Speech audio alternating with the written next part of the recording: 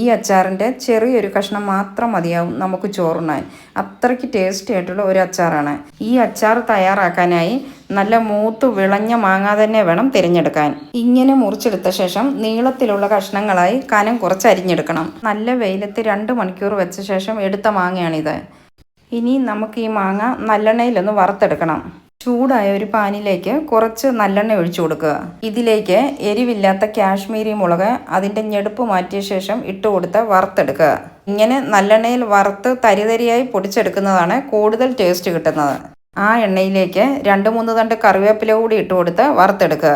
ഇനി ഈ എണ്ണയിലേക്ക് തന്നെ കായവും ഇട്ട് കൊടുത്ത് ചൂടാക്കിയെടുക്കുക. കായവും മൂത്തതിന് ശേഷം എണ്ണയിൽ നിന്ന് കോരിയെടുക്കുക. ഇനിയും ഈ എണ്ണയിലേക്ക് നമ്മൾ 2 മണിക്കൂർ വെയിൽ കൊള്ളിച്ച ശേഷം മാറ്റി വെച്ചിരിക്കുന്ന മാങ്ങ കുറച്ച് കുറച്ചായി ഇട്ട് കൊടുത്ത് വറുത്തെടുക്കുക. ഇതിൻ്റെ കളറൊക്കെ മാറി ഇങ്ങനെ ചെറുതായിട്ടൊന്ന് കിലുങ്ങുന്ന ടൈം ആകുമ്പോൾ എണ്ണയിൽ നിന്ന് കോരിയെടുക്കുക. ബാലൻസ് ഉള്ള മാങ്ങയും ഇതുപോലെ തന്നെ വറുത്തെടുക്കുക. ഇങ്ങനെ മാങ്ങ മുഴുവനായും വറുത്ത് വെച്ചു. ഇനി നമ്മൾ വറുത്ത് വെച്ചിരിക്കുന്ന കായ ഒന്ന് ചെറുതായി ഒന്ന് പൊട്ടിച്ചെടുക്കണം. ഇനി മിക്സിയുടെ ജാറിലേക്ക് നമ്മൾ വറുത്ത് വെച്ചിരിക്കുന്ന വത്തൽ മുളകും കറിവേപ്പിലയും ചേർത്ത് കൊടുക്കുക. ഈ അച്ചാർ നമ്മൾ ഉണ്ടാക്കിയ ഉടനെ തന്നെ ഉപയോഗിച്ചാൽ അത്രയ്ക്ക് ടേസ്റ്റ് കിട്ടില്ല.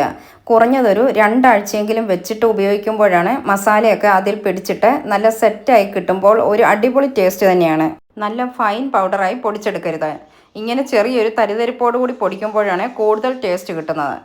ഇനി എണ്ണമയമുള്ള ഈ പാത്രത്തിലേക്ക് 2-3 ടേബിൾ സ്പൂൺ എരിവുള്ള മുളക് പൊടി ചേർത്ത് കൊടുക്കുക. ഇതിലേക്ക് 2 ടേബിൾ സ്പൂൺ ഉലുവാപ്പൊടിയും 1/2 ടീസ്പൂൺ മഞ്ഞൾപ്പൊടിയും ചേർത്ത് കൊടുക്കുക.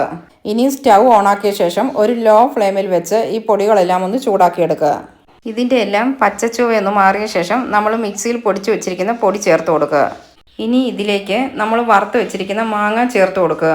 നമ്മൾ ഇതിൽ ചേർത്ത പൊടികളെല്ലാം മാങ്ങയുടെ എല്ലാ സൈഡിലും എത്തത്തക്കതുപോലെ നന്നായിട്ട് തന്നെ മിക്സ് ചെയ്തെടുക്കണം.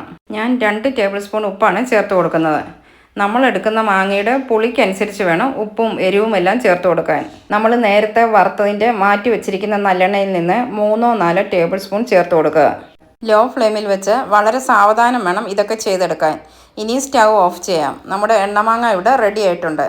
ഇഞ്ചിയോ വെളുത്തുള്ളിയോ ഒന്നും ചേർക്കാതെ വളരെ കുറച്ച് ഐറ്റംസ് വെച്ച് മാത്രമാണ് നമ്മളിത് തയ്യാറാക്കിയിരിക്കുന്നത്. നമുക്ക് വർഷങ്ങളോളം സൂക്ഷിച്ച് വെച്ച് ഉപയോഗിക്കാൻ പറ്റുന്ന ഒരു വിഭവമാണിത്. അതുകൊണ്ട് മാങ്ങ കൂടുതലുള്ള സമയം കുറച്ച് കൂടുതൽ അളവിൽ ഉണ്ടാക്കി വെക്കുക. മറ്റുള്ള അച്ചാർ പോലെ ഇത് ലൂസായിട്ടല്ല ഇരിക്കുന്നത്, നല്ല ഡ്രൈ ആയിട്ടാണ് ഉള്ളത്. ഇതിൻ്റെ ഒരു കഷ്ണം മാത്രം മതി നമുക്ക് ഊണ് കഴിക്കാൻ. അത്രയ്ക്ക് ടേസ്റ്റാണ്.